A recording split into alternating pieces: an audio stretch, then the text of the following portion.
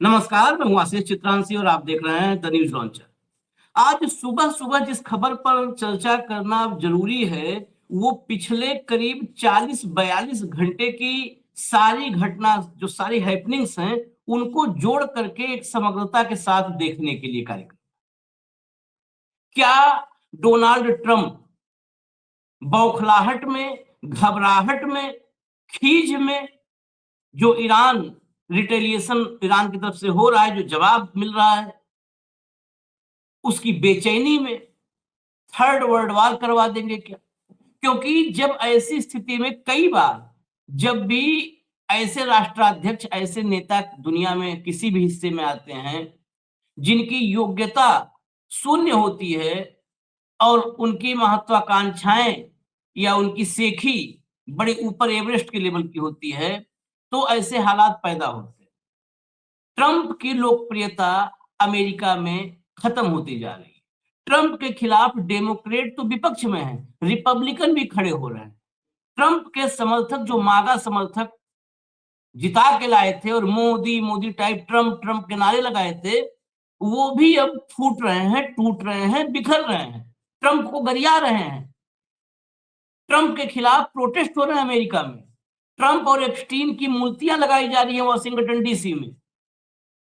तो क्या ऐसे हालात से डाइवर्ट करने के लिए, लोगों को वहां से भटकाने के लिए, भ्रमित करने के लिए थर्ड वर्ल्ड वॉर में दुनिया को झोंकने की कवायद में है?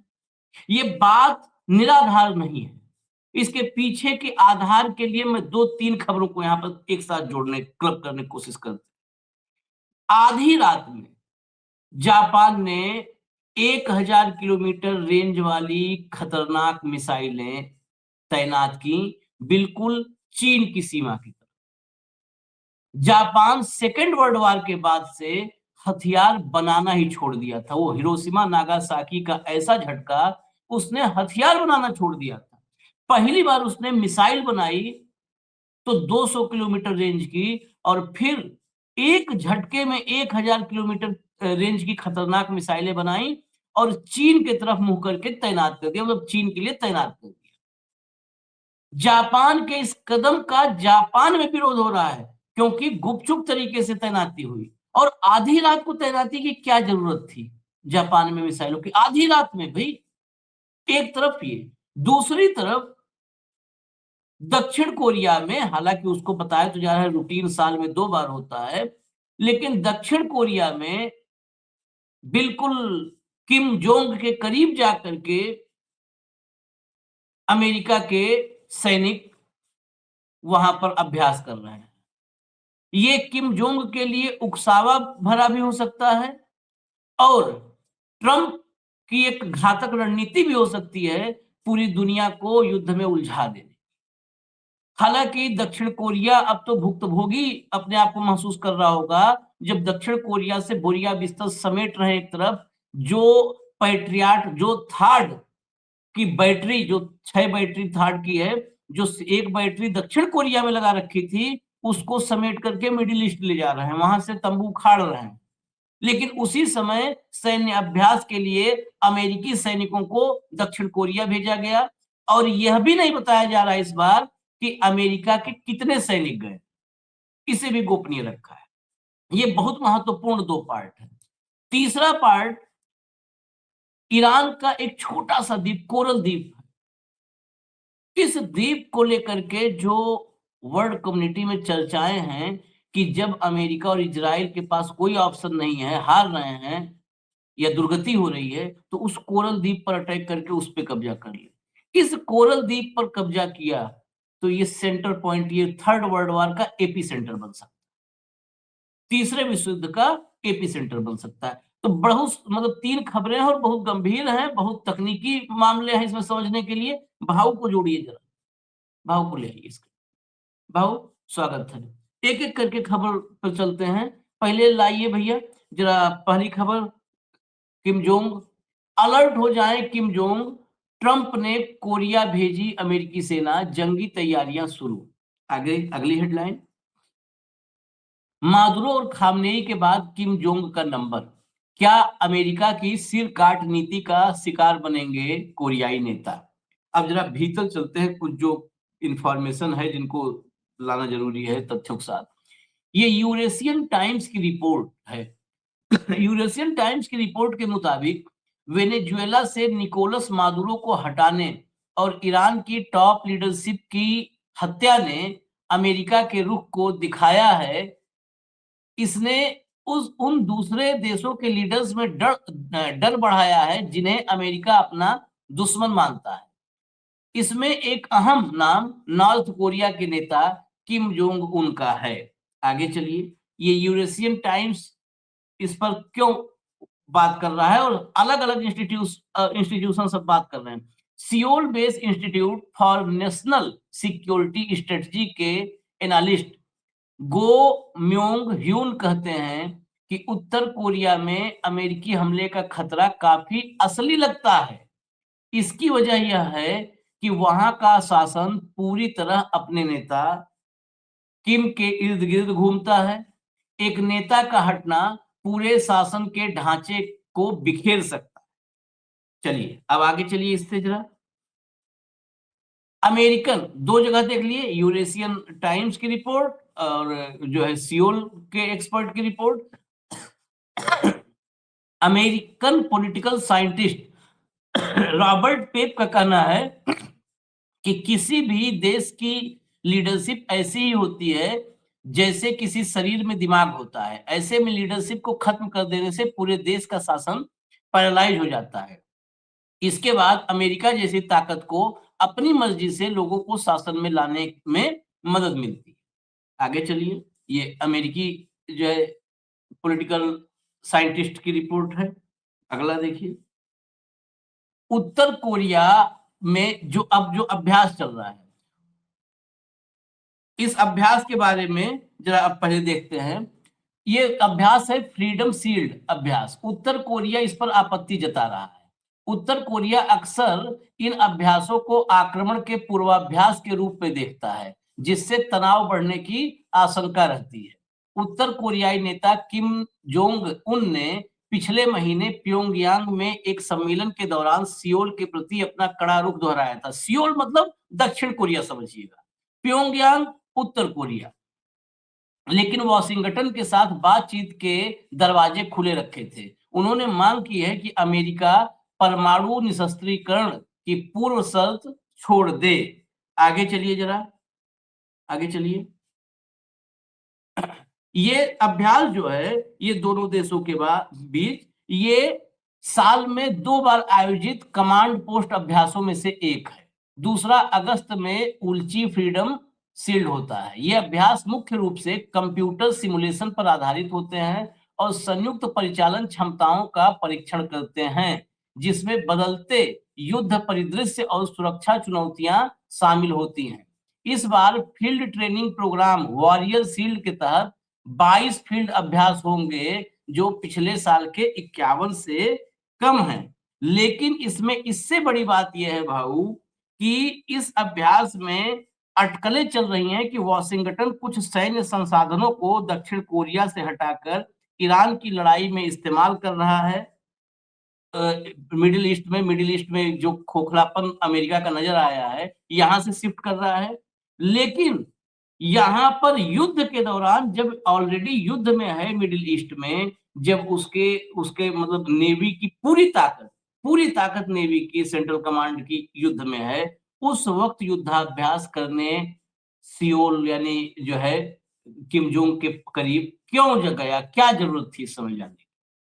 या ये संदेह क्यों नहीं पैदा करेगा? क्योंकि एक बात इसमें और ध्यान रखना है, 2019 याद करिएगा, डोनाल्ड ट्रंप और किम जोंग की मीटिंग, पहली बार ऐसी मीटिंग हुई थी। किम जोंग तो नॉर्मली बाहरी दुनिया से संपर्क नहीं रखता, पुतिन और जिनपिंग छोड़ करके।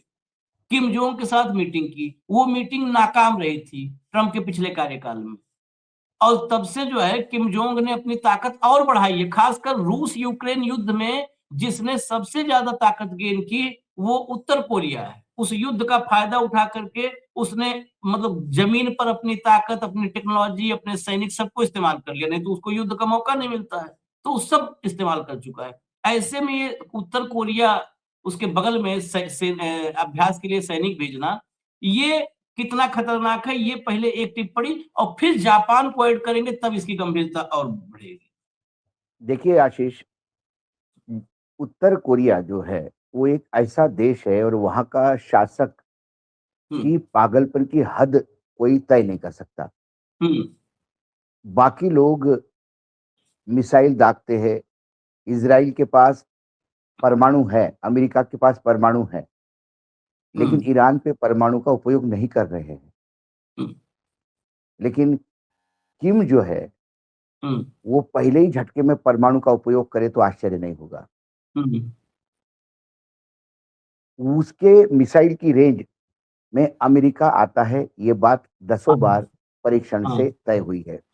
हाँ। अमेरिका का एयर डिफेंस सिस्टम जो थार्ड आपने बोला कि 6 बैटरियों में से एक बैटरी उधर शिफ्ट हो रही है, वो हम्म। थार्ड पूर्ण रूप से नाकाम हुआ इस हम्म। हमले में, और ईरानियन ड्रोन ने सीधे थार्ड को ही लक्ष्य बना के हिट किया। हम्म। ये भी हमने देखा है। ऐसे में मुझे लगता है एक चेक पॉइंट पे कि हम्म। कल यदि चाइना, अब आप इस पे आ जाइए, एक खबर पहले आपने भी जिक्र किया है उसके कार्यक्रम में कि चाइना से कुछ शिप ईरान के लिए निकले हैं हम्म। कार्गो लेके, और कहा जाता है उसमें युद्ध सामग्री है, चाइनीज फ्लैग के साथ है। वो होर्मुज में एंट्री करेंगे तो उसको सेफ पैसेज मिलेगा, हम्म। क्योंकि होर्मुज में चाइना के शिप्स, चाइना फ्लैग को क्लीन पैकेज है, मतलब पैसेज है। अब अमेरिका ये हिम्मत नहीं कर पा रहा है कि उन शिप को इंटरसेप्ट करे बीच में, हम्म। वो मदद ईरान के पास ना पहुंचे, इसलिए चाइना के शिप पे अमेरिका का हमला, फिर चाइना सीधा युद्ध में इन्वॉल्व होगा। हम्म। और जब चाइना इन्वॉल्व होगा तो उत्तर कोरिया और रशिया ये बिल्कुल साथ में चलेंगे। चाइना के साथ सबसे पहले रशिया तो भी बाद में आएगा, क्योंकि रशिया हम्म। एक युद्ध के फ्रंट पे ऑलरेडी लड़ रहा है। उत्तर कोरिया तुरंत चाइना की मदद में आ जाएगा। ये जो आप बोलते हैं ना थर्ड वर्ल्ड वॉर के बिल्कुल मुहाने पे बैठे हैं, हम्म। तो हम्म। उत्तर कोरिया को चेक देने के लिए पहले ही वहां कुछ सैन्य अभ्यास के नाम से सैन्य रखो, ताकि उत्तर कोरिया को ये कहे कि यदि आप इन्वॉल्व हो गए तो हमारा चेक यहाँ पे है। हम्म। लेकिन ये बहुत भोंडा प्रयास है। मैं आर्मी के स्ट्रेटेजिस्ट से यदि आप बात करो तो उत्तर कोरिया को आपकी एक बटालियन संभाल लेगी दक्षिण कोरिया के साथ, ये बहुत मुश्किल लगता है। कहीं नहीं, उसमें हम्म। सबसे बड़ा डर ज्यादा कैजुअलिटीज होने का है, हम्म। वो मामला फंस सकता है। हम्म। और किम ने यदि तय कर लिया कि उसको जाना है हम्म। तो फिर उसको कोई नहीं रोक सकता।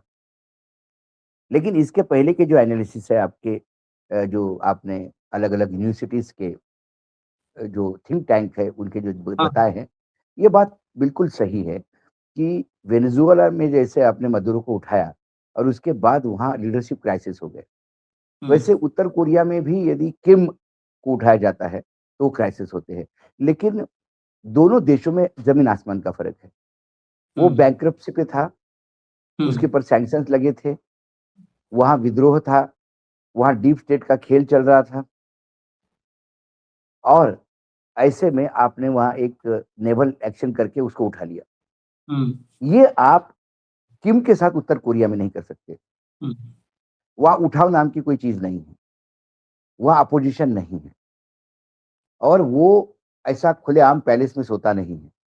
हाँ। उसके वेयर अबाउट्स किसी के बाप को नहीं पता। मतलब सारी मोसाद जैसी एजेंसियां फेल हो गई उसको ट्रेस करने में। कई बार उसके मरने की खबरें आई, कई बार उसकी बीमार होने की खबरें आई, कई बार उसकी, अभी तक उसका उत्तराधिकारी कौन है इसके बारे में कयास लगाए जाते हैं। कभी बहन को उत्तराधिकारी बोलते हैं, कभी किसी को उत्तराधिकारी बोलते हैं। इस बार कुछ ऑथेंटिक खबरें आ गई कि अब आ गई बेटी है, को कर दिया उसने, बेटी कर को। दिया उसने, हाँ, बेटी को। हाँ। तो वो जो वहाँ जो खेल है वो हम्म। अलग है। तो आप हम्म। उसको वियतनाम वेनेजुएला जैसा उसको आप नहीं, क्योंकि उसको अलग ही ट्रीट करना पड़ेगा। हम्म। रही ईरान की बात, ईरान ने भी इन्होंने वेनेजुएला जैसे ही सोचा था। हम्म। यदि अयतुल्ला खमेनेई को हम मार देते तो सब क्राइसिस हो जाएंगे, सब बिखर जाएगा। हम्म। लेकिन ईरान ने एक ऐसा संरचना बताई कि आप एक खमेनेई को मारेंगे तो 4 खमेनेई पैदा होंगे। हम्म। वो अनएंडिंग है, वो हम्म। कभी खत्म होने वाली बात नहीं है। तो 3 अलग-अलग देश है यदि आप स्टडी करें तो। एक वेनेजुएला है, एक ईरान है और एक नॉर्थ कोरिया है। इन तीनों की तासीर अलग है, पॉलिटिकल सिचुएशन अलग है, बिल्कुल उनके अलग है। तीनों के जो अध्यक्ष है उनके और उनकी संरचना अलग अलग है। तो वहां एक फॉर्मूला नहीं लगा सकते आप कि यार हमने वैसा किया तो किसी को भी उठा के लाएंगे, वो नहीं हो सकता। इसलिए मुझे लगता है कि वो सिर्फ चेक देने के लिए, क्योंकि यदि चीन का ऐसा ही सप्लाई चलता रहा ईरान को, तो ये युद्ध तो नेवर एंडिंग होगा, नेवर एंडिंग होगा। हालांकि ईरान को किसी की सप्लाई की जरूरत नहीं, ये भी एक ऑथेंटिक खबर मैं आपको बता रहा हूँ। ईरान तो पुराना स्टॉक निकाल रहा है अभी, जो कुछ जो रिटायर्ड ऑफिसर से जब बात हुई कुछ की, उन्हें कहा कि जिस हिसाब हिसाब जो मिसाइल से हिट हो रहे हैं वो पुराने स्टॉक के हैं। अभी नए रेंज के मिसाइल क्या होंगे और क्या उनके तरकश क्या और कौन से तीर निकलते हैं, बोले वो क्योंकि ईरान हर रोज सरप्राइज दे रहा है। ईरान लंबी लड़ाई का आदी है, जो अमेरिका से लेके कोई देश नहीं। अमेरिका ने एक लंबी लड़ाई वियतनाम में लड़ी और कैसे भाग के आ गए, छोटे से हाँ, देश वियतनाम, अपने केरल इतना है, वहां से भाग के आ गए, हमने देखा। तो कुल मिलाकर अमेरिका अपनी स्ट्रेटेजी से खेल रहा है, लेकिन मुझे लगता है वर्ल्ड ओवर लोग सोचते हैं कि ये स्ट्रेटेजी गलत है। और आपके इस चेक एंड बैलेंस से आप तीसरे वर्ल्ड वॉर के लिए लोगों को उस्का रहे हैं। ये अगली खबर पे और क्लियर होगा भाऊ, जब ये हम्म, जापान वाली, क्योंकि जापान की ज्यादा चौंकाने वाली खबर है। मैंने हेडलाइन देखा। लाई हुई है, हेडलाइन लाई, ये देखिए। ईरान युद्ध के बीच जापान ने आधी रात को तैनात की 1000 किलोमीटर रेंज वाली मिसाइलें, चीन तक हमले की क्षमता, तनाव। इसके भीतर जरा चलिए। इसमें बड़ी खबर यह है कि जापान और चीन से जो लगती हुई सीमा है, उसके पास अपनी लंबी दूरी की मिसाइल तैनात की है जापान ने। हैरानी की बात है कि मिसाइलों की तैनाती आधी रात को की गई। जापानी अधिकारियों ने बताया कि मिसाइल के लॉन्चर सोमवार सुबह कुमामोटो प्रांत के में एक आर्मी कैंप में पहुंचाए गए। जिस मिसाइल को तैनात किया गया है उसका नाम टाइप 12 है और ये लंबी दूरी तक मार करने वाली मिसाइल है।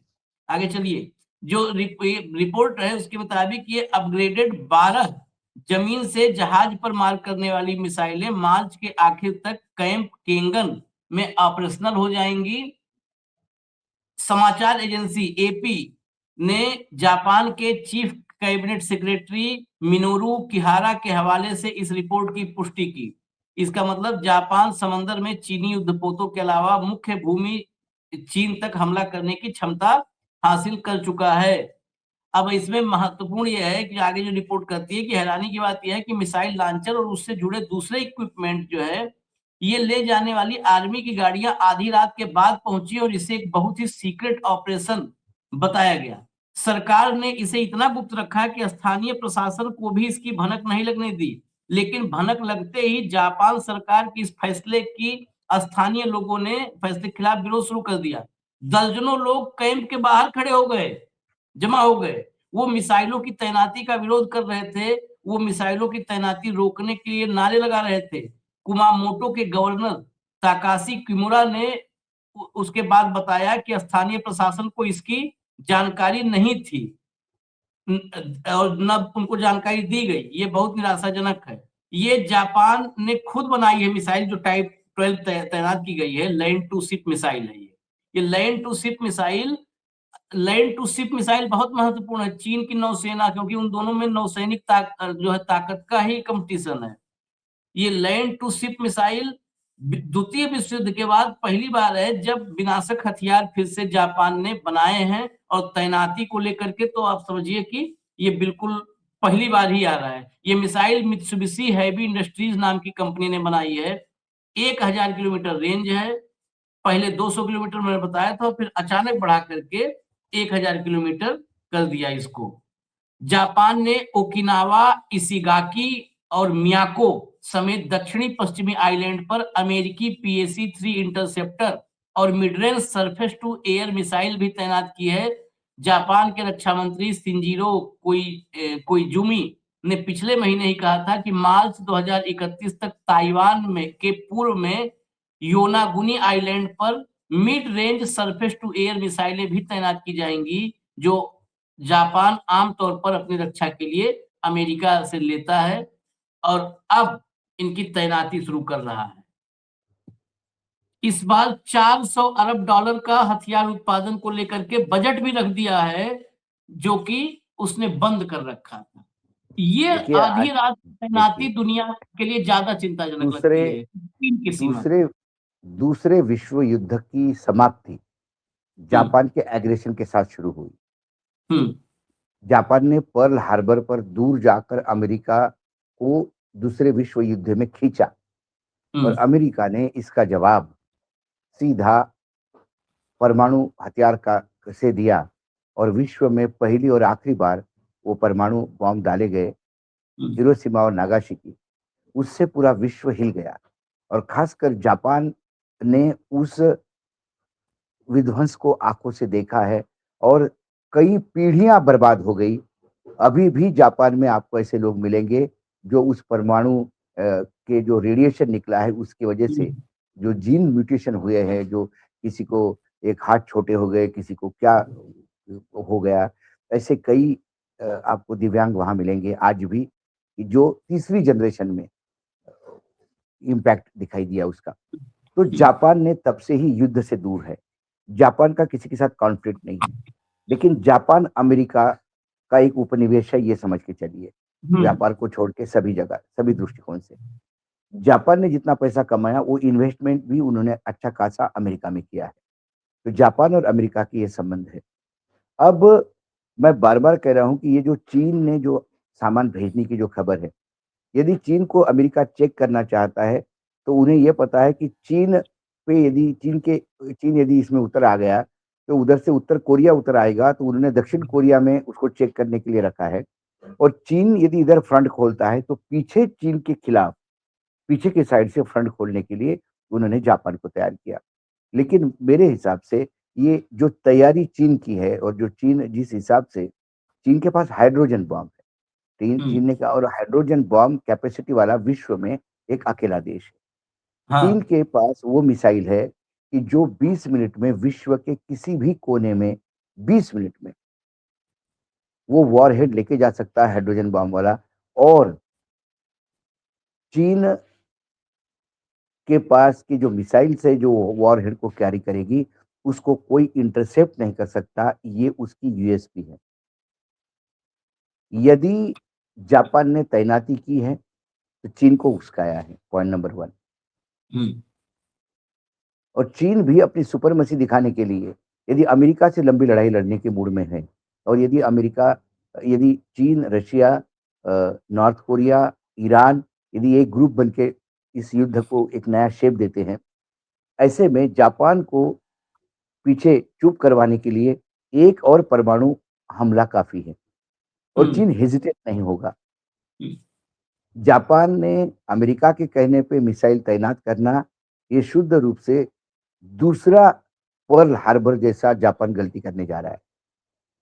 इस पूरे युद्ध क्षेत्र में आपने देखा होगा, अब तक इतने कॉन्फ्लिक्ट्स हुए लेकिन जापान पे किसी ने हमले नहीं किए। हाँ हाँ उस 2 परमाणु के बाद जापान पे कोई हमला नहीं किया, ना जापान किसी कॉन्फ्लिक्ट में है। जैसा इजराइल ने अमेरिका को खींचा युद्ध के अंदर, क्या अमेरिका जापान को युद्ध के अंदर खींच रहा है? इसमें सबसे ज्यादा नुकसान जापान का होगा, क्योंकि जापान को 2 शत्रुओं से सामना लेना होगा। रशिया से भी हाँ सामना लेना होगा, नॉर्थ कोरिया से भी सामना लेना होगा और चीन से भी हम्म सामना लेना होगा, जो दक्षिण के साइड में आते हैं।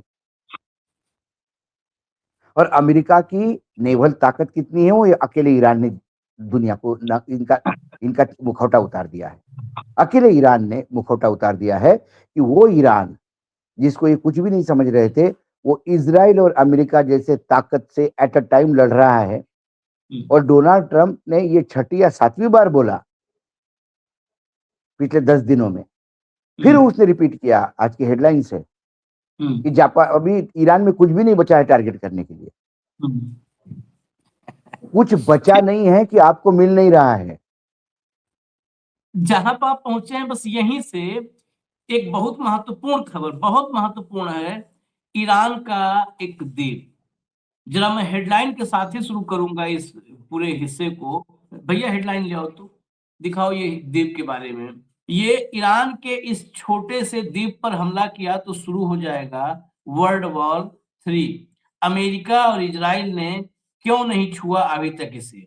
ये खार्ग आइलैंड है। खार्ग आइलैंड ईरान की तेल सप्लाई की लाइफलाइन है। ये रोजाना यहाँ से डेली 70 लाख बैरल तेल निर्यात होता है। एक वीडियो है जो है इस को इस्टेब्लिश करते हुए कि खार्ग द्वीप है कहाँ पे, जब वीडियो चलाइए उसमें सब समझ में आ जाएगा।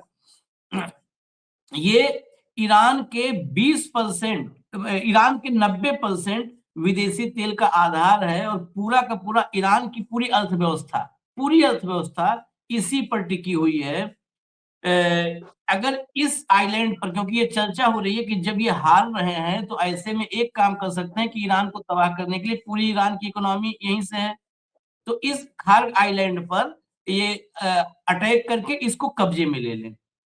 यहाँ खार्ग आइलैंड पर जो है तेल निर्यात का एक कोरल द्वीप है बेसिकली। अब देखिए छोटा सा ऊपर आपको दिखा खार्ग आइलैंड लिखा हुआ, ये कोरल द्वीप है। देखिए इससे स्ट्रेट जो है इस पर अगर अमेरिका या इजराइल हमला करते हैं तो ईरान की पूरी अर्थव्यवस्था इससे ठप हो जाएगी और विशेषज्ञ मानते हैं कि ये थर्ड वर्ल्ड वॉर की शुरुआत यहीं से हो सकती है।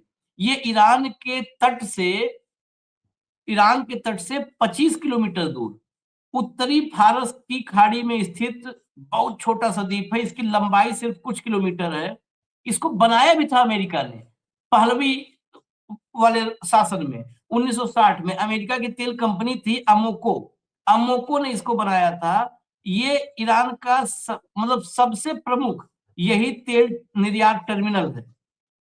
इसके बिना ईरान की जो तेल का एक्सपोर्ट है वो खत्म सा हो जाएगा। अमेरिका के पूर्व विशेष दूत रिचर्ड नेप्यू ने कहा कि इस द्वीप के बिना ईरान की अर्थव्यवस्था तलहटी में चली जाएगी। जहां ईरान के जहाजों को रोज पहुंचाते हैं ट्रंप, वहीं पर चली जाएगी। अभी तक इस आइलैंड को नहीं छुआ है, लेकिन ये आइलैंड अगर टच किया तो जो $200 वाली बात होती है ना, $200 प्रति बैरल, फिर $500 प्रति बैरल भी पहुंच जाए तो कोई आश्चर्य की बात नहीं है। इसीलिए इस आइलैंड को लेकर के तमाम थिंक टैंक जो वर्ल्ड में है वो इस पर चर्चा कर रहे हैं कि इस आइलैंड पे कहीं इजराइल या अमेरिका निगाह न डाल दें अपनी गिद्ध दृष्टि और थर्ड वर्ल्ड वॉर की शुरुआत करवा दे। बाबू मैं मैप में भी दिखा दूं आपको, जरा मैप लाइए।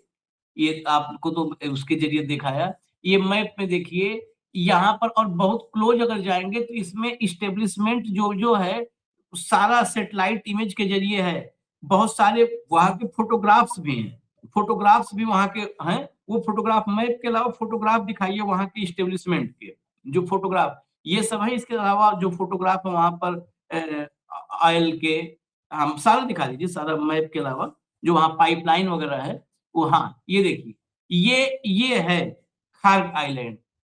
यहाँ पर पूरा इसके आगे चलिए, ये देखिए ये है छोटा सा कुछ किलोमीटर में, लेकिन ये पूरा का पूरा ऑयल का, मुझे लगता है जिस हिसाब से इस आइलैंड की अहमियत है और ईरान जैसा ऑयल प्रोड्यूसर, अगर उसका 90% निर्यात इस पे डिपेंड है, यानी ये पूरा का पूरा कोरल द्वीप ही तेल वाला द्वीप है। इस पर सारा कुछ वही है।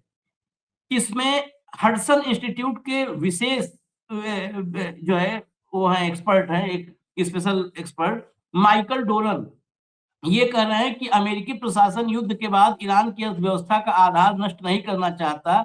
यह अमेरिका की पुरानी लाल रेखा है, यानी अगर यह द्वीप नष्ट हुआ तो ईरान इतना गुस्सा हो सकता है कि वह पूरे क्षेत्र में बहुत बड़े हमले कर दे और युद्ध विश्व स्तर पर फैल जाए।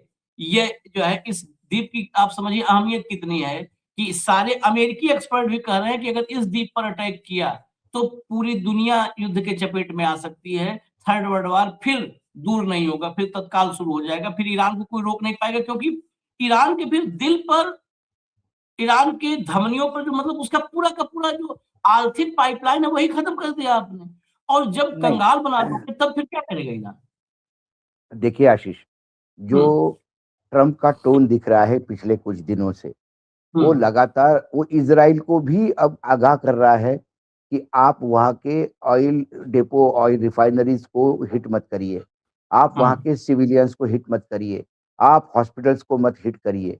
ऑलरेडी अमेरिका बुरी तरह से फंसा हुआ है, पूरा विश्व का निर्वसना कर रहा है 168 उन छोटी बेटियों की हत्या के लिए। और अमेरिका बार-बार, यदि वहां से अमेरिका एग्जिट पॉइंट, देखिए 2 ऑप्शंस है अमेरिका के पास, या तो अमेरिका वहां से धीरे से निकल जाए और इजराइल को अपने भरोसे छोड़ दे और इजराइल और ईरान बाद में जो सेटलमेंट करना है वो करे। और एक है कि यदि अमेरिका वहां से निकलना ही नहीं चाहता तो फिर तीसरा विश्व युद्ध कोई रोक नहीं सकता, क्योंकि जैसे-जैसे तेल के प्राइसेस बढ़ेंगे, अभी देखिए अभी G7 ने कुछ अपना ऑयल रिजर्व रिलीज किया है मित्र देशों के लिए कि चलो भाई तुम्हारा संकट है, लेकिन ये रिजर्व कितने दिन चलेगा?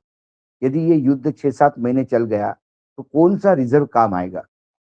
कौन फिर किसको बचाएगा? ऐसे में फिर विश्व युद्ध होना तय है, और यदि विश्व युद्ध होता है तो इस विश्व युद्ध में फिर क्या चाइना, रशिया, कोरिया एक नई लॉबी बनेगी और अमेरिका के साथ कौन-कौन लोग रहेंगे? और इन सब में कौन पीसा जाएगा? मिडल ईस्ट पूर्ण रूप से तबाह हो जाएगा। हमारे देश का क्या होगा? क्या ये अमेरिका तो हमको बेस करके यूज़ करेगा? यदि हमको अमेरिका बेस यूज़ करता है तो हमारे खिलाफ पाकिस्तान और चाइना दोनों एट अ टाइम अटैक करेंगे। यदि अमेरिका हमको बेस यूज़ करता है तो फिर रशिया हमको कतई साथ नहीं देगा। फिर हमारा साथी कौन है? हमने देखा ना कि 51 सांसदों को कैसा टैक्स पेयर्स के पैसे से घूमने विदेश भेजा था, 35 देश घूम के आए ये लोग। एक भी देश से ये पाकिस्तान की निर्वसना नहीं करवा पाए। एक भी देश से। ऑपरेशन सिंदूर ने बता दिया कि भारत के साथ कोई खड़ा नहीं है। एक देश खड़ा नहीं है। प्रधानमंत्री के गले में मेडल डालते हैं और ये बड़े खुश होते हैं कि मेरे को अवार्ड दिया, मेरे को अवार्ड दिया। ये जानते नहीं, अवार्ड तुमको नहीं है। ये 140 करोड़ की उपभोक्ताओं पे नजर है सबकी। शादी का बस्ता लेने जाते हैं तो वो तुम्हारे को आइसक्रीम भी खिलाता है और खाना भी खिलाता है और चाय भी पिलाता है, क्योंकि उसको मालूम है कि बड़ा मोटा ग्राहक है। इसके खाने पे मैं 2000 रुपए खर्चा करूंगा, ये 2 लाख रुपए देके जाएगा मुझे। तो ये एक $100 का मेडल गले में डाल के ये चले आ गए और एक लंबा चौड़ा ऑर्डर देके आते हैं।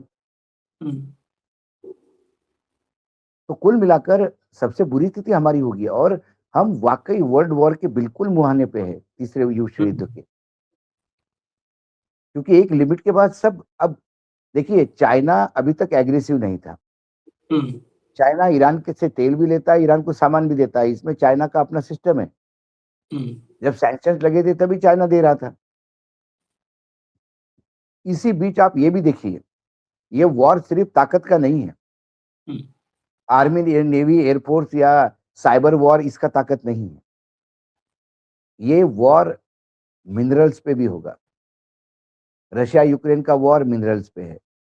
अमेरिका यूक्रेन को मदद कर रहा है तो मिनरल्स चाहता है। कुछ मिनरल्स जो चाइना के पास है, जो वर्ल्ड में किसी के पास नहीं। यदि चाइना युद्ध में खींचा जाता है और ये चाइना के खिलाफ यदि कर दिया, चाइना ने यदि कल सप्लाई बंद कर दिया रेयर अर्थ मेटल्स का, तो अमेरिका में उद्योग बंद हो जाएंगे। क्या अमेरिका युद्ध करने की स्थिति में है? जापान को मिसाइल तैनात करवाना, क्योंकि जापान तो इस युद्ध में कहीं नाम भी नहीं आया था। जापान का कोई लेना देना नहीं, बेगाना शादी में अब्दुल्ला दीवाना जैसी स्थिति हो गई। वही स्थिति है, लेकिन ये द्वीप, इसको जो अभी बहुत सारे अपडेट्स में देख रहा है इस मुझे पे, भी लगता है कि ये द्वीप पे मुश्किल है हमला करना, ये भी सोचेंगे। ये थर्ड क्योंकि वर्ल्ड देखिए वार का सिग्नल मारने वाला है इसको। ईरान ने इस युद्ध में एक अनसर्टेनिटी नाम का एक चीज सामने लाई, जो श्योरिटी के साथ युद्ध शुरू किया था उन्होंने,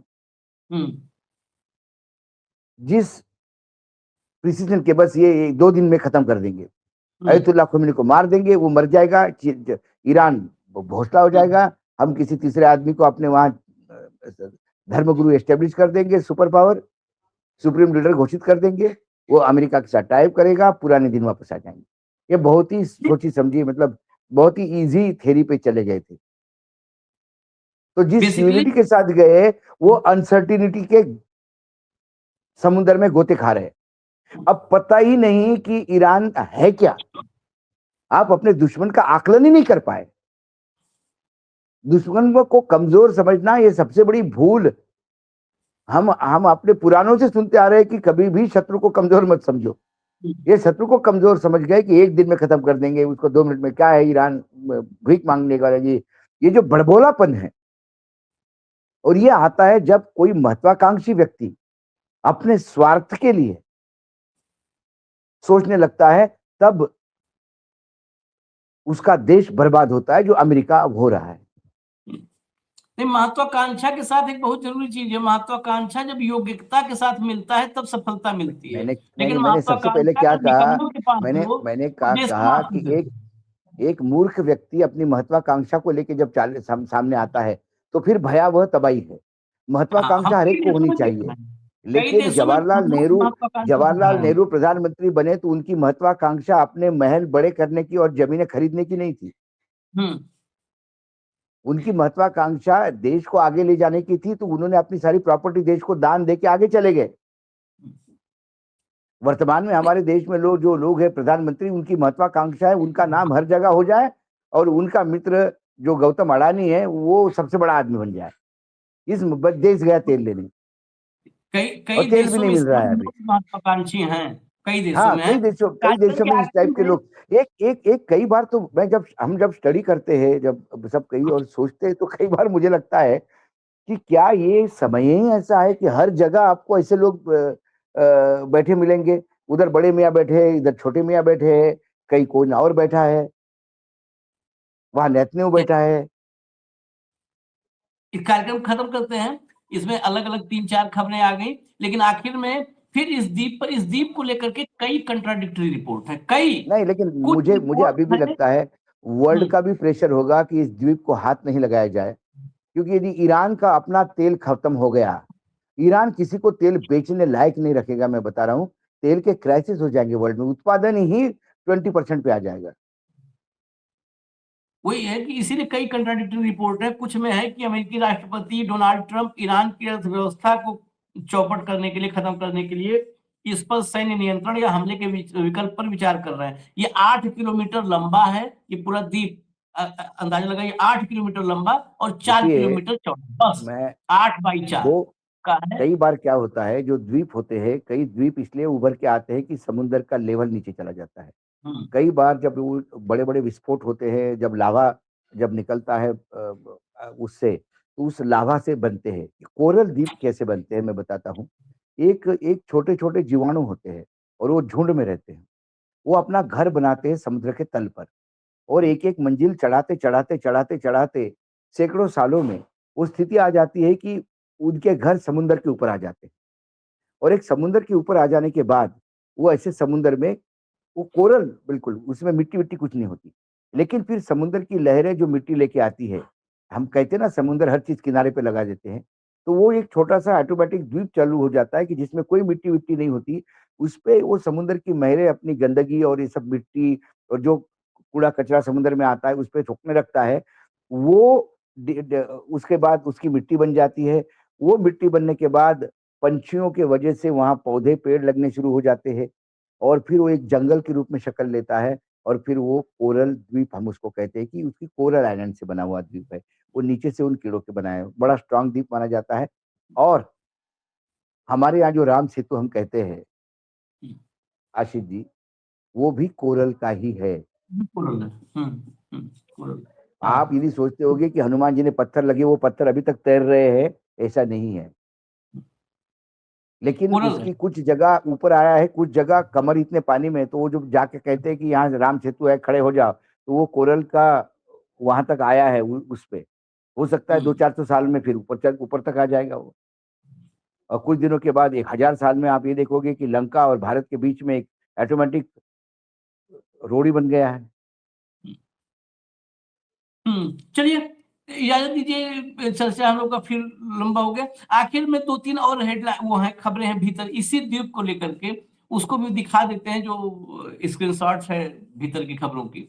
ये देखिए, इसमें जो है इस आइलैंड पर तेल के बड़े बड़े स्टोरेज टैंक दक्षिणी हिस्से में एक साथ लगे हुए हैं। लंबी जेटी समुद्र में निकली हुई है, लंबी जेटी समुद्र में निकली हुई है, जहां सुपर टैंकर तेल भरते हैं। समुद्र के नीचे पाइपलाइन मुख्य भूमि के सबसे बड़े तेल क्षेत्रों से जुड़ी हुई है।